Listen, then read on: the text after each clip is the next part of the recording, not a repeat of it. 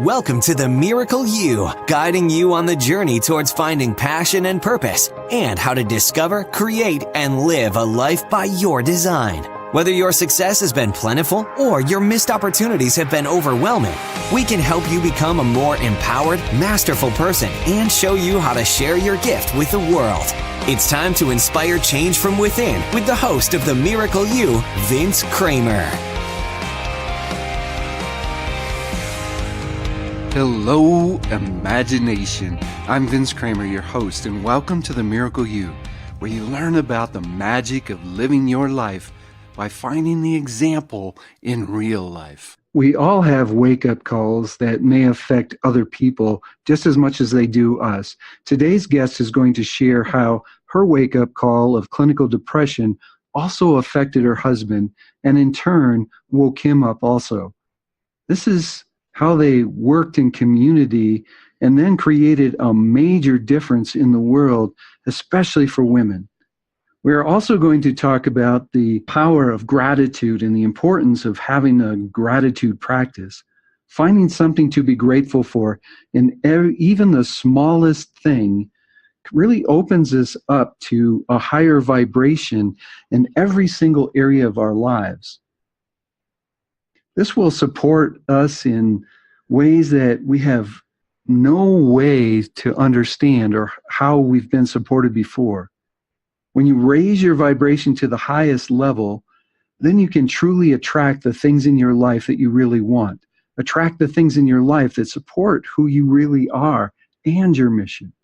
A powerful appreciation and gratitude practice is part of our guest's daily ritual, and she will share a challenge with you. So stick around to the very end so you can go through 2019 showing gratitude and appreciation. That will support you energetically by really maintaining a journal in a way that helps you go back and find that you had so much in your life to be grateful for. So make sure you stay through the end of this episode to get the info that she's going to share with you.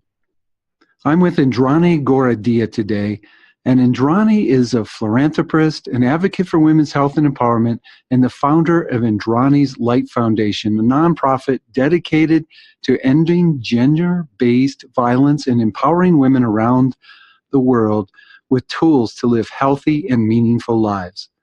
She has partnered with United Way in South Asia and the Caribbean, as well as joining forces with Global Health Organization and the Bill and Melinda Gates Foundation to transform the lives of girls and women around the world.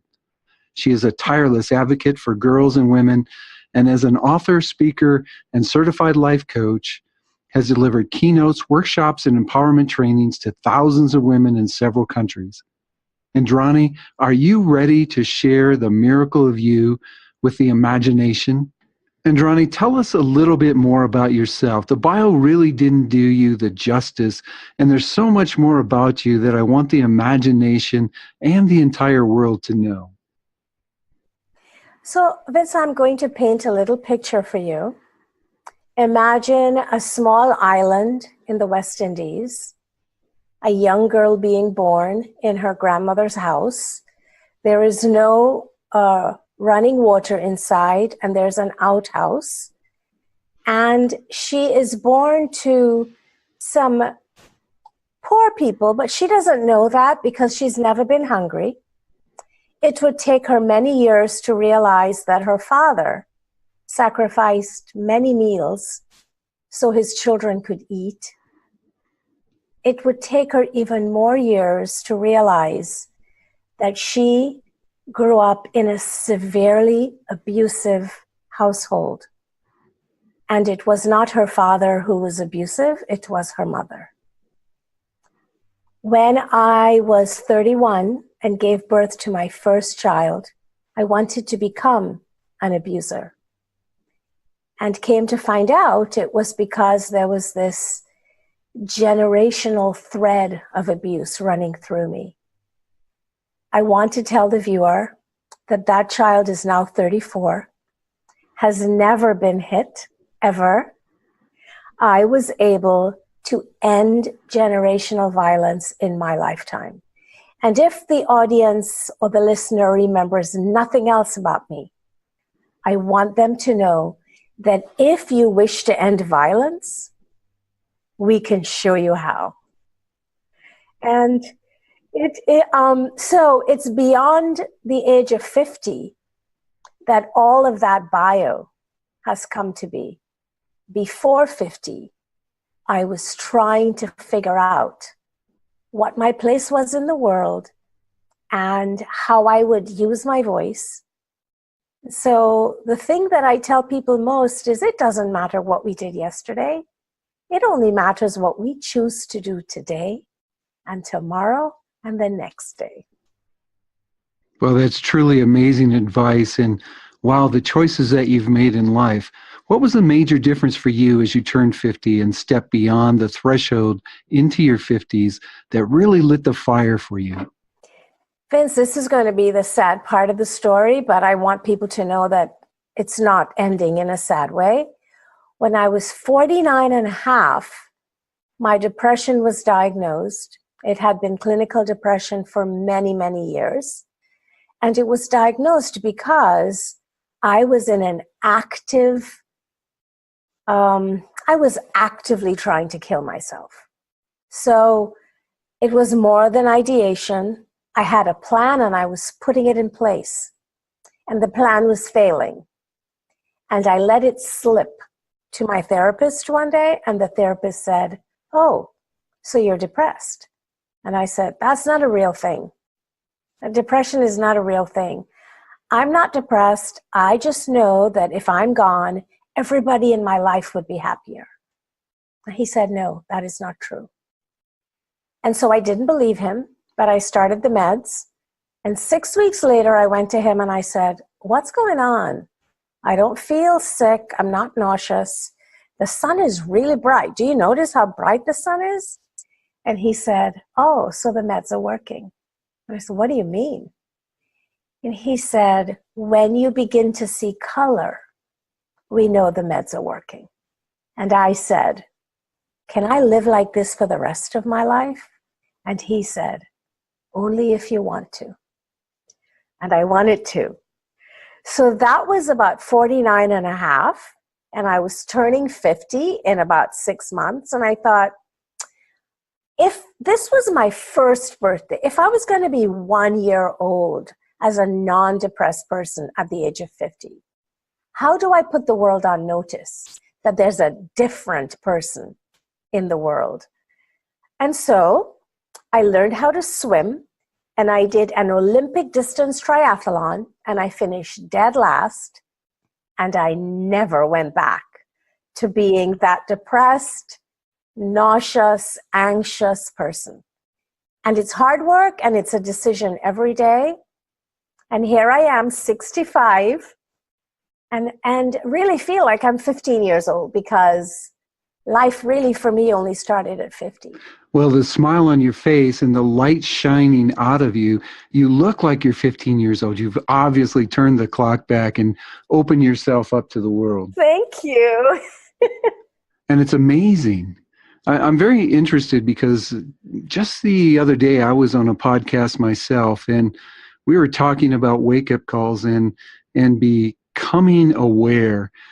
After a few wake-up calls for me that I had, and it wasn't clinical depression, but for me, I was driving down the road one day and I just thought, well, if for some reason the car just went off the road and I died, it would be okay. Nobody would really care and everything would be okay. And that's where I really got my strong wake-up call, and to really open my eyes. And that's how we do open our eyes and look at the world. Did you have a wake-up call on your way up to the point, or were you just kind of shocked and surprised? I always lived with, what if the car rolled under this truck, or what if, this cliff fell off? But I never thought of it as non-healthy thinking. I thought of it, well, it could happen. It happens every day. People get into accidents every day on the road. And guess what? The world goes on. I've never seen the world just stop and say, "Oh my gosh, Nelson Mandela is dead, so the world should stop. People die. I didn't realize, though, that it was more than that. And I had grown up in a system, in cultures where mental health was your own fault. If you got a cold, or if you got cancer, or if you had diabetes, well, let's take some medicine. But mental health, and you're going to take depression meds, oh, you're really sick. And so it took me a long time to come out to my husband that I was taking meds. I was hiding my medication. So even though I was trying to get healthy, I was hiding my illness until I thought, well, let's just see what happens if I'm honest. And of course, he had never heard of depression either. He didn't know. And here, 15 years later, he will tell you that the journey that we've had together understanding this disease has really made him so much more empathetic and compassionate to life in general and to the people that he meets in his life. One thing I'd like to share with the imagination is a wake-up call doesn't necessarily have to happen to you. It can happen to someone in your life or to a loved one. And that can really open you up also and open your heart to the world. And it sounds like your depression and your discovery of that really opened your husband up. And I'm sure it really helped your relationship too as you started working hand in hand through the process and all those things that you had to go through. That insight is so perfect in that you are teaching people and women all over the world. It opened him up in ways that I'm still understanding. So, for instance, last month I had a very significant incident that I was not expecting. Let's just say I was voted off the island. I didn't know I was on an island. I didn't know there was a vote. I didn't know that people could vote me off. And all of a sudden you're off. And I was telling him about it. And, I had a couple of days of, isn't that so sad? But I think that's their loss, not mine. And then a week or so later, he came home and he said, I've been watching you. I've been waiting for you to fall apart. And you haven't. And I want you to remember how far you've come.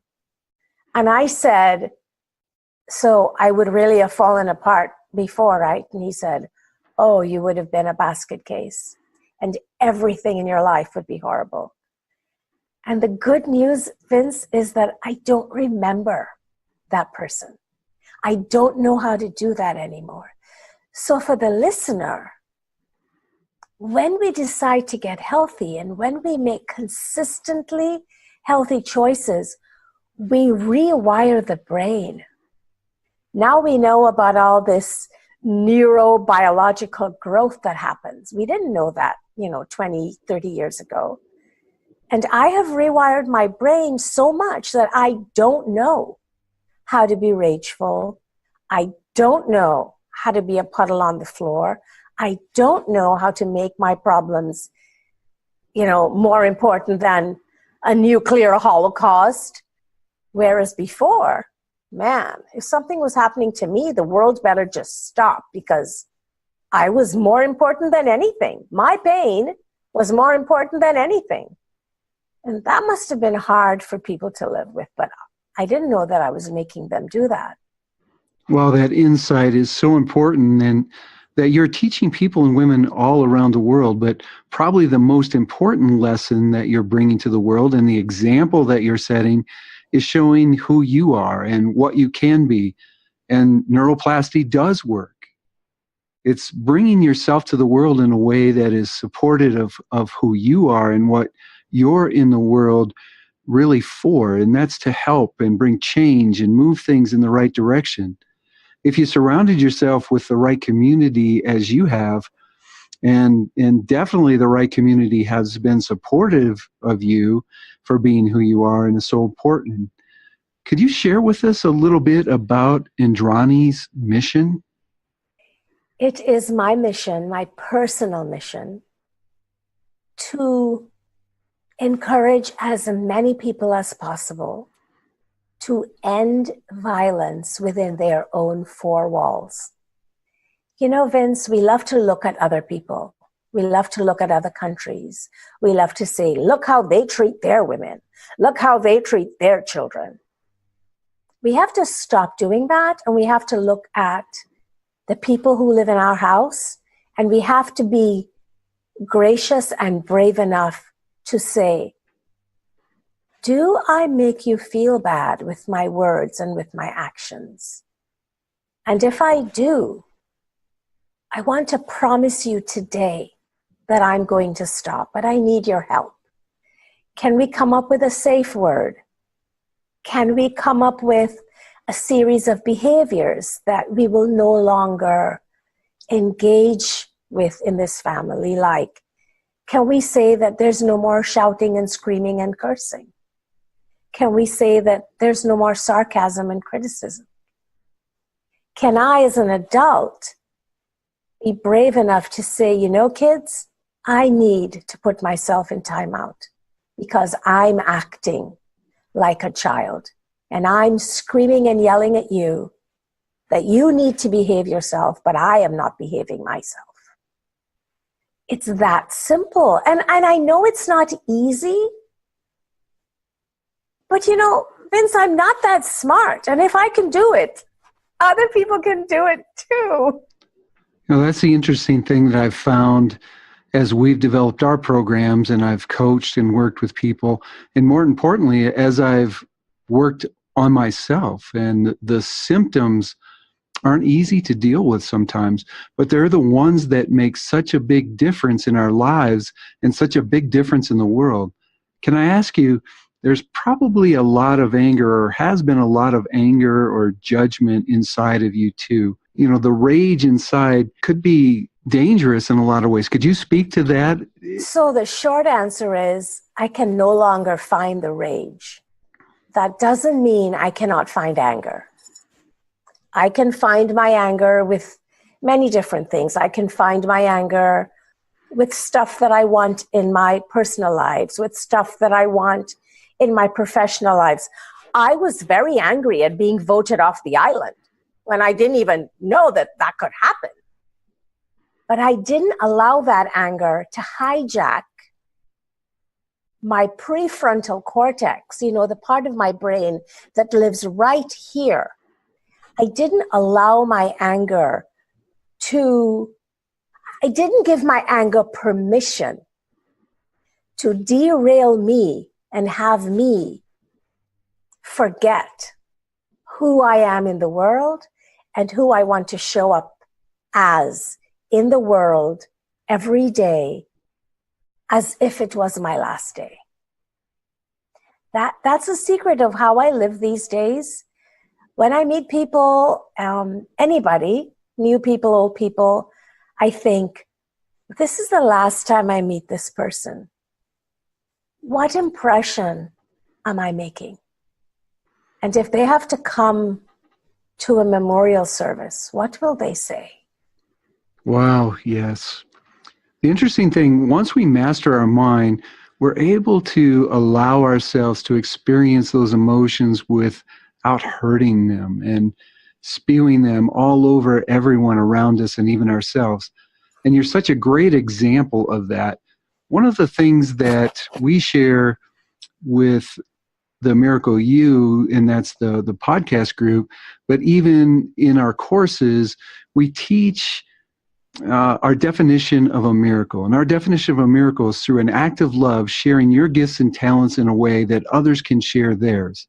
And you probably are one of the biggest examples that I've had the opportunity to interview so far through the work that you're doing. Could you share a little bit about your miracle? The miracle that I see in my definition of miracle for me is having the guts to show up every day and be me, regardless of where I am. Whether I'm in the slum in India or another country, whether I am in front of royalty and I've had those opportunities. Whether I am teaching a class to 3 people or 500 people, I am never different. And I think I didn't always know that. So the miracle is being me all the time. And if people don't like who I am, then they can leave. I don't have to leave. Can you share with us some of the differences that you've made in women's lives around the world? Oh my gosh. So there are so many wonderful stories. There's a story of me being in a village in New Delhi, and we were in a small hut. And by the way, Andrea was there with me. We were in a small hut, and we were talking to the women in the hut about their lives, about violence, about if they've ever complained about it, about their dreams and what they wanted to accomplish. And none of them had dreams. They were all removed from school at very young ages, 13, 14, 15. And there was a 17-year-old girl in that room. And I said to her mom, well, what do you think of her? What do you want for her? Oh, she'll get married. And in the tiniest of voice, this little girl said, why?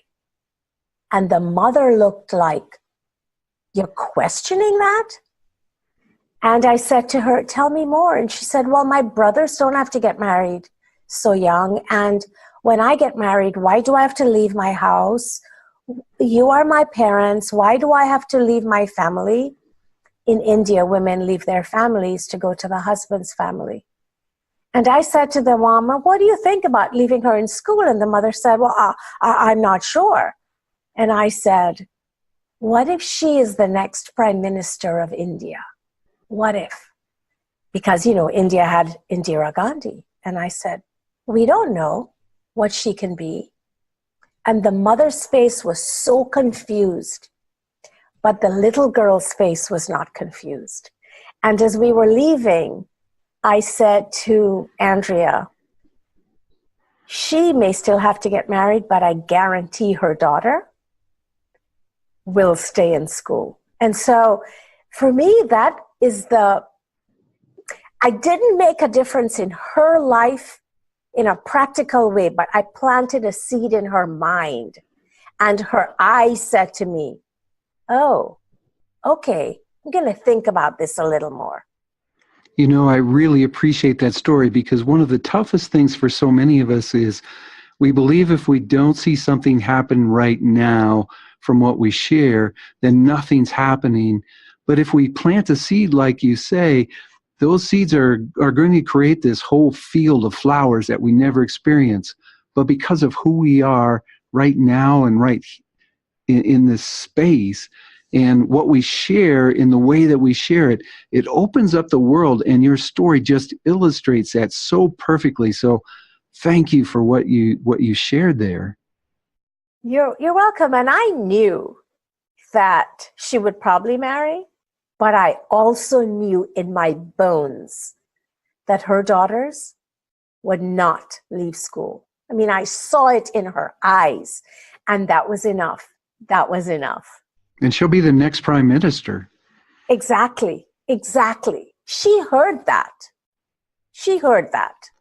And she probably felt it in every single cell of her body, and she's going to be a difference maker. It was really, there's a cute little ending to this story. So I had just celebrated my 30th wedding anniversary, and I said to my husband,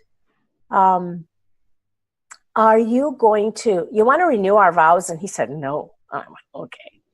And she walked out of the hut, and my husband was standing there, and she walked up to this strange man.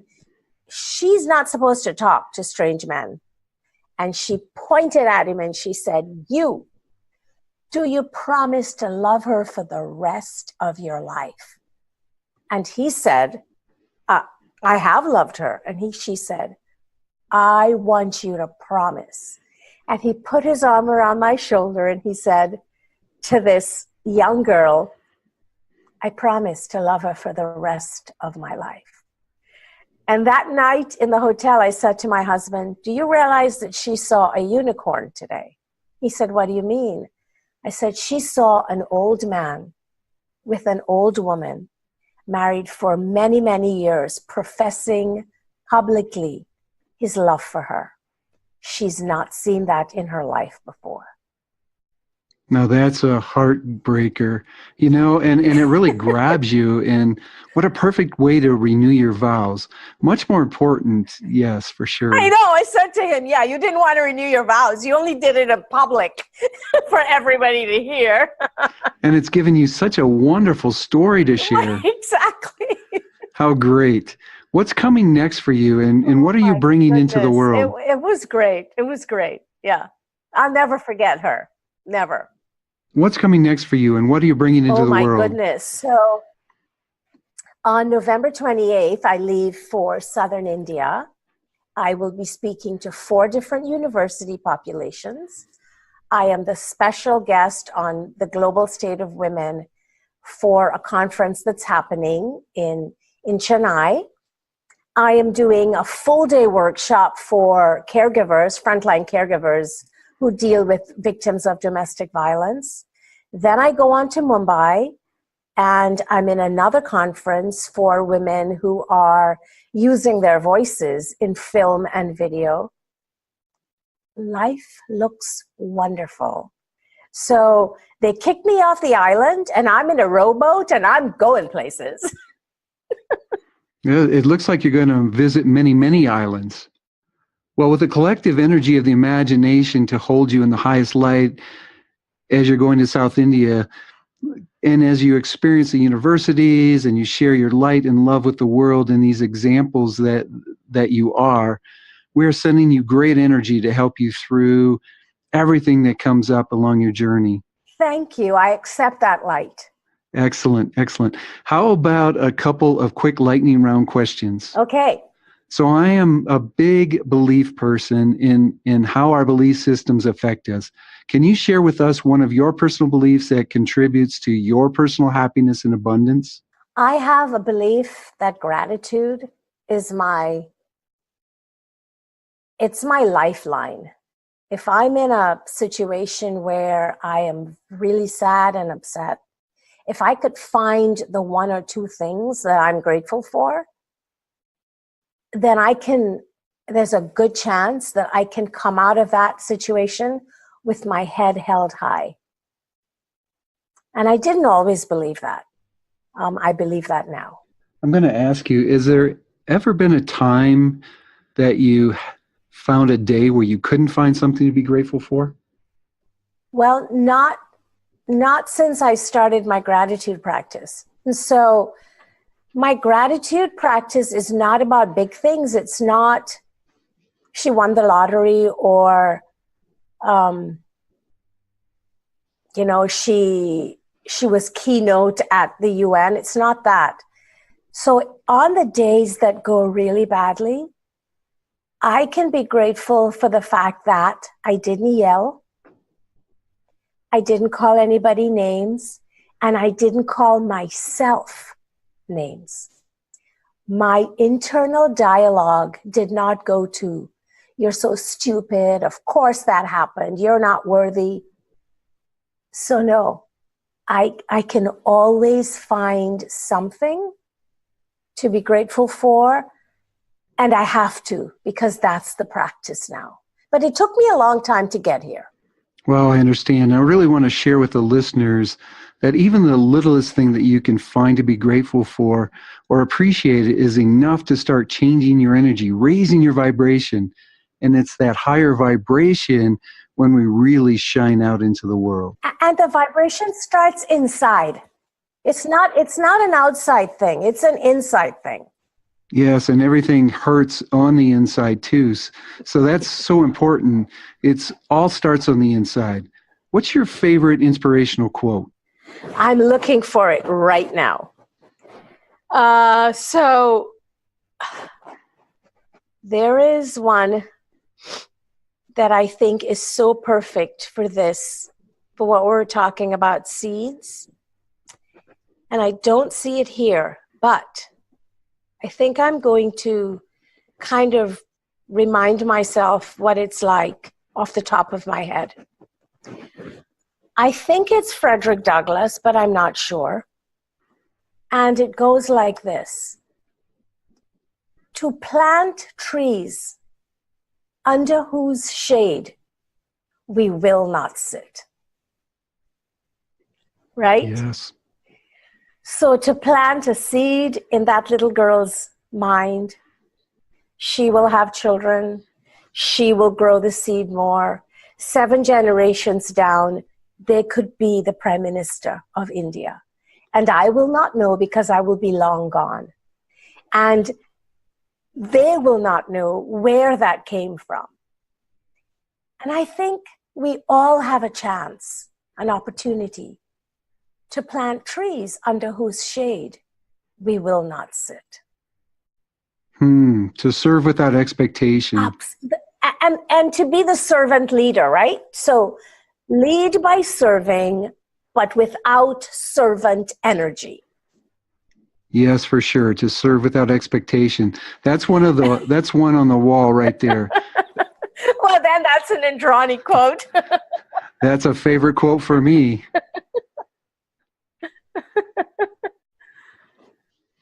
So Vince, I want to go back to the gratitude practice. And even though I touched on it, I want to show people how easy it is to start one. So January 1st is coming. I'm not asking you to start today. Buy a small journal, buy 12 small journals, like 5 by 7. Write each month on it. And every day before you go to bed, write 1 or 2 things you're grateful for. Perhaps somebody bought you a coffee. Perhaps your boss picked up the lunch tab. Perhaps you tripped and fell, but your eyeglasses didn't get broken. So see where we're going with this gratitude. It's the small, small things. And if you do that before you go to bed, you allow your brain to go through the whole day and to settle on the goodness of the day. And then you go to sleep. And I really hope people do that. I've been doing that for 10 years now. And I think that is what has rewired my brain. That's what's made the neuroplasticity evident in its workings in my life. Well, you've definitely given me something today. I do have a gratitude practice also, and I feel at the heart level exactly where you're coming from. And you've given me something to be grateful for today just by spending time with you. Could you tell the people that are listening how they can get a hold of you and learn a little bit more about Indrani and the Light Foundation, what you're doing in the world, and maybe even provide a helping hand? Absolutely. The website is indranislight.org. That's INDRANISLIGHT.org. You can send me an email at info@indranislight.org. Let me know what your questions are. We have free classes on our website. They are audio tapes, and they are on how to set boundaries, how to say no, how to get over shame and guilt and humiliation and embarrassment, self-empathy and compassion. A lot of good free stuff on the website. And we would love to hear from anybody who wants to get in touch with us. Excellent. And for the listeners, that information will all be available to you on the show page. So you'll have the link to the website as well as how to get in touch with Indrani. The info, it will be available, like I said, right there on the show page. I want to thank you so much for spending your time with me today. It was a real challenge for us to get together, but I'm so excited that we finally did it, and it's in perfect timing. Thank you. And on behalf of Mary and myself, have a miracle day. Thank you. You've completed this episode of The Miracle You, but we have plenty more to help you discover your own personal passion and purpose. Head over to themiracleyou.com for free resources to assist you on your journey, as well as register for our free webinar, Discover Your Miracle Life, 3 mind-awakening steps toward your unique purpose, or apply for a one-on-one Your Life, Your Way breakthrough session and discover your next best step on your journey. All available exclusively on our website. That's themiracleyou.com. We look forward to sharing more experiences of passion, purpose, and life by design next time, right here on The Miracle You.